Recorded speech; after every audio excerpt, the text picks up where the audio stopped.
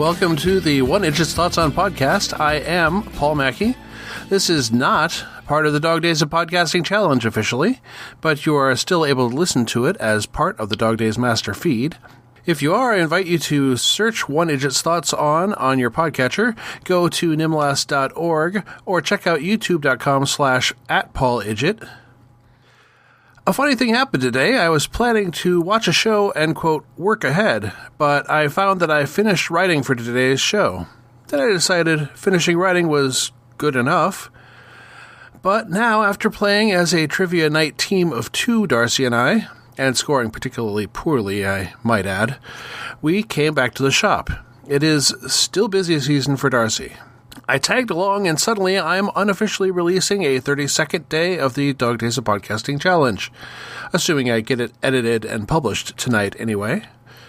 So we haven't checked in with the Whiz Kids since mid-July, so I'm getting back into Whiz Kids Episode 5, A Chip Off the Old Block. Originally aired November 9th, 1983. I'm pretty sure I saw this episode when I was 10.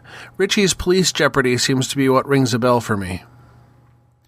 And November 9th, 1983, that day of note, the brand new Space Shuttle Discovery was loaded onto a modified 747 at Vandenberg Air Force Base and delivered to Kennedy Space Center, where it launched for the first time August 30th of the following year.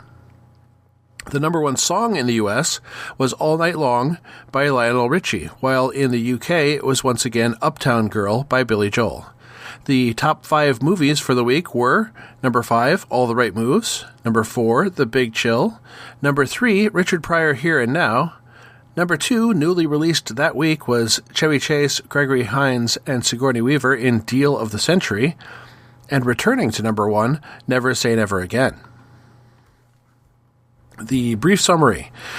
This episode opens with Chip, a.k.a. Cousin Oliver all growed up, using a Apple IIe to transfer money, but the process looks to be delayed with an all circuits busy message. Oddly, we see a shot of the exterior of the bank with an animatronic robot greeting some children. We also see a guy in an aggressively plaid sports jacket working in a computer room.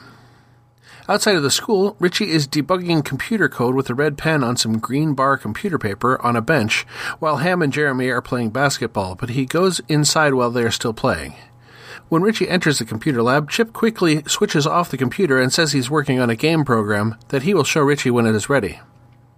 The plaid guy is alerted to a terminal that is beeping, and he sees Chip's transaction attempt. Later, plaid guy Harvey and his friend Carl are in an apartment full of computer gear. It turns out Harvey and Carl have been gradually stealing $1 million, and they spotted Chip stealing $2,000. Harvey plans to make it look like Chip caused a system error, and they can slip away with the million while Chip is investigated for his small-scale crime, and potentially blamed for the theft of the $1 million in the end. Harvey says he thinks they could get away with the scheme well enough to do it again elsewhere. Meanwhile, at the Adler house, Richie still has his debugging in hand and he is walking backwards in front of the refrigerator, but replies nothing when his mom asks what he's doing. Richie encounters Bully Harlan, Jackie Earle Haley, coming off the TV version of Breaking Away, and long before Rorschach in Watchmen. Harlan takes his coating and his glasses before accepting Richie's lunch money in exchange for their return. Richie uses spare change to get a vending machine snack and sits with Chip where they bond over lunch and computer talk. Chip says he's buying a home computer soon. Then we see a bank teller counting out $2,000 in cash for Chip. We see Carl is another teller at that same bank. At the police station, Farley is checking into a tip from a cop who wants the favor returned by Farley getting him tickets to the Lakers or to an Olympic Games event for the next year. It turns out Quinn is being pressured by a lawyer from the DA's office into working an electronic tampering case against a kid. At the school, the computer teacher is incredulous that they want to accuse a kid of the theft of $1 million. They say they don't necessarily believe that, but they do want to accuse the student of breaking into the system in the first place. They claim they don't know who it is, but it becomes clear to everyone they are talking about Richie, though Mrs. Vance from the office says several kids have that same level of knowledge. The computer teacher names Chip among others. The cops know a couple years back Richie broke into UCLA to check out books without being a student there. They take him from the school and go to see Ralph and ask questions. Jeremy sees him being taken away, and he and the gang bike to Richie's house, where Farley casually asks if they saw Richie making unauthorized withdrawals from the savings and loan. The lawyer and Quinn regard Ralph and question how Richie could afford all that equipment. Irene explains her ex-husband works for Middle Eastern oil companies, and he sends their obsolete computing hardware to Richie for free, and that's how Richie built Ralph. She reads them the riot act and points out her husband's contacts in D.C. and her own connections in city government. After they leave, Richie promises that he had nothing to do with the bank computer. In the kitchen, Richie steps toward the fridge and back a step. The gang speculates on who might have been the bank culprit, and Irene implies to Farley it would be good to get Richie's exoneration into the paper, despite his being a minor, to keep the rumors at bay. Richie comes up with a plan to help the bank investigate so he can be mentioned in the paper as assisting them. Carl and Harvey argue over whether Richie could actually find their misdeed and whether they should skip town, but Harvey says they can't just run off with the $1 million, and the auditors haven't worked out the money is really missing, so they have time. Carl suggests they put Richie's name on the transfer account to make it look like he really did it. After the article comes out, Bully Harlan has a change of heart and says he wants to learn computer stuff from Richie and offers personal protection. Quinn confronts Farley about the article, which got Quinn in trouble, and Quinn says the auditors totaled up the missing money to $1,002,000, all going out into an account in Richie's name. They go to the school library to take him in, but Chip stands up and confesses to taking $2,000 to buy a home computer. At the bank, a fellow teller tells Carl to have a good vacation, while in the computer room, Harvey looks on as Richie and Chip explain how his theft was done, including calling out the other recent media on the topic war games as inspiration for how Chip got into the bank computer. Richie points out the other theft was similar, but the account was at another bank where the thief would need to know the system extremely well to get his name on the account, after learning it from the newspaper article. Quinn asks for background checks on all employees at both banks, along with information on whether they might own home computers. Richie goes to work, trying to figure it all out. Harvey and Carl are monitoring the activity, and Harvey says he can keep Richie from making the connections as long as he can see what Richie is up to.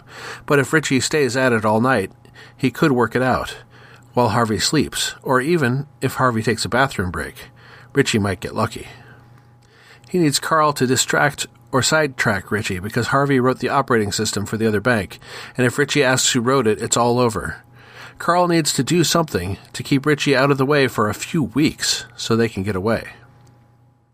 Carl tampers with Richie's bike, but is interrupted by Harlan. When Jeremy tests the bike, it comes apart. Richie could have been hurt if he had been caught unawares. Carl talks to Harvey, even though he's supposed to be on vacation and they can't be seen together. Harvey tells him to lay low and he'll take care of it himself. Richie makes the connection about how it looks like an inside job, and Farley tells Quinn to check into staff who worked at both banks in the past. Harvey steals the family Cocker Spaniel, amusingly named Rabies, and locks her in his trunk. Then when Richie goes looking for the dog, Harvey tries to assault him. Richie gets away and they have a foot chase. Irene can't find Richie and calls Ham and then the police. Farley and Quinn hear the details on the police radio and head for the house. Ham and the gang also go to the house, and Alice hears noises from the trunk of the car. They rescue Rabies and notice the car belongs to Harvey. Harvey catches up to Richie, who calls for help. The gang hears and tells the cops to come over. They catch and arrest Harvey. And finally, Richie has worked out a prank where the fridge in the house comes open when someone walks near it, but it backfires when Irene comes in with 2 bags of groceries, and she drops them in fright. And my favorite line: whoever did the transfers really knew how the other bank works.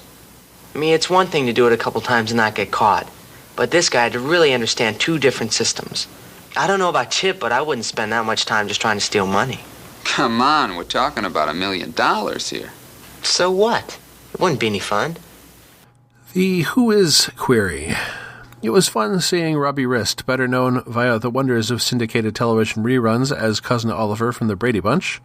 Rist was 19 at the time of filming, but still a teenager compared to special guest star Jackie Earle Haley, still playing a teenager, though conceivably one who might have been held back a grade or 2, I suppose.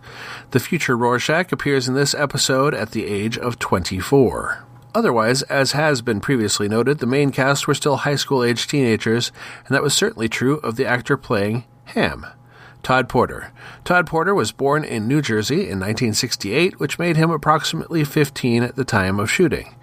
Todd worked a couple of roles before working on the West Coast. He was the voice of Pinocchio in the 1980 Rankin-Bass stop-motion special Pinocchio's Christmas. Also in 1980, he appeared in a local kids sci-fi program Star Stuff at WCAU-TV Philadelphia, a CBS affiliate station. That show aired for 18 episodes. Alongside Whiz Kids, he was featured in teen magazines like Bop and Teen Beat. Todd appeared in a 1986 episode of Kate and Allie prior to returning back to New Jersey. In an interview on Chris Cooling's Forgotten TV podcast, Todd shared the story of missing a hire on the police force by one testing position in his hometown and getting hired in a neighboring township, following in his father's footsteps as a police officer. Todd worked in law enforcement in a 20-year career, including eventual work as a narcotics detective. On the podcast, he then told about his retirement from the force and subsequent career in automotive sales. There are videos online of Todd in his current position at a Cadillac dealership. That Week in Tech. This time it was Farley's Gavilan SC computer featured prominently, and that was a pretty hot piece of portable tech at the time. As seen on the screen, it had a clamshell design with an LCD display screen inside the lid that closed over the keyboard. This form factor is shared with a competing grid compass that preceded it approximately by a year, and was credited as pioneering that design at more than double the price of the SC. A grid systems computer is also shown prominently in this episode in the scene where Richie shows how chip theft worked. The Gavilan SC ran on an 8-bit Intel 8088 chip with a clock speed of 5 MHz. The system was originally designed with a proprietary OS in mind, but that OS was not ready in time to line up with the planned system launch, so they opted to ship with MS-DOS.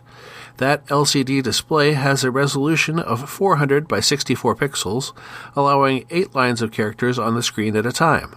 There was also a small panel between the keyboard and monitor where one could use their finger to position the cursor on the screen, and the pad was pressure sensitive so you could push harder to select functions. The computer was designed for a compact floppy disk drive, and since the drive standard was not yet nailed down in the industry, it was able to accommodate either a 3-inch or a 3.5-inch floppy drive. The base system weighed 8.8 pounds, and they advertised a battery life of 9 hours.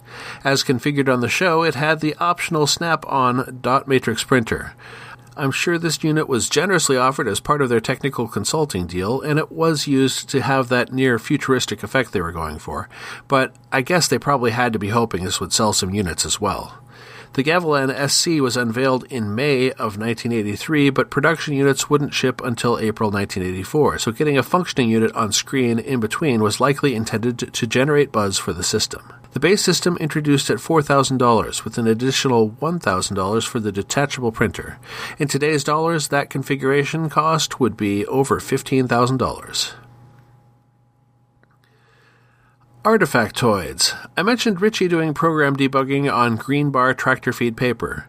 Line printers have been in use for quite some time. The census tabulators in 1910 had output printing functions, and International Business Machines produced printing accounting machines in the 1930s. I have spotted photos of IBM systems from the late 40s that are clearly using tractor feed paper of some sort. I haven't looked too extensively into the early traction feed paper.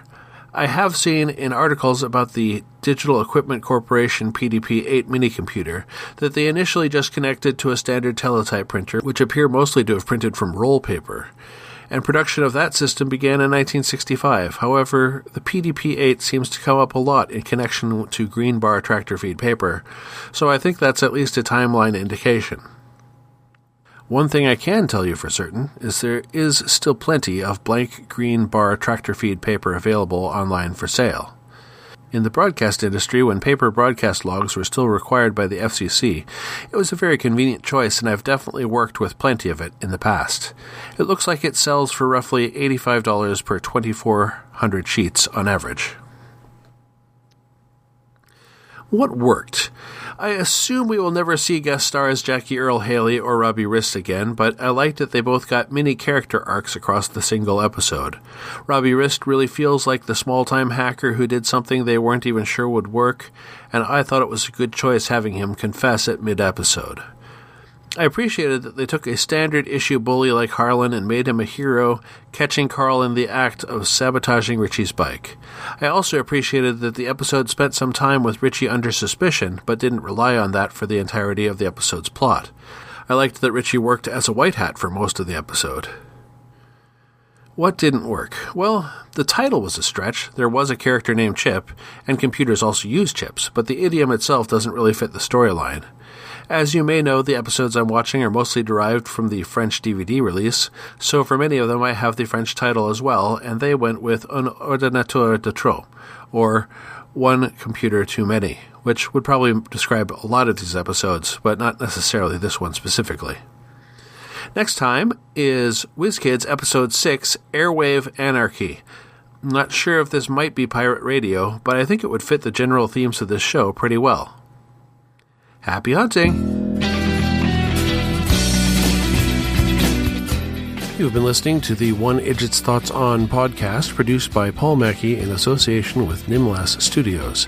Any short clips of audio from shows is included under fair use for commentary purposes, and copyright for that content remains with its original copyright holders. The theme song is Too Good by Jack Mangan and is used by his generous permission. One Idjit's Thoughts is produced under a Creative Commons Attribution, Non-Commercial, No Derivatives 4.0 International License. You can find more episodes of this podcast and many other fine podcasts at nimlas.org.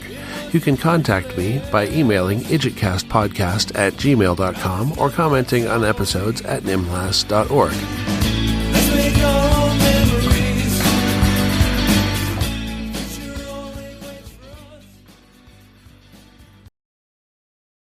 So did the magically opening refrigerator door really need that much coding and debugging?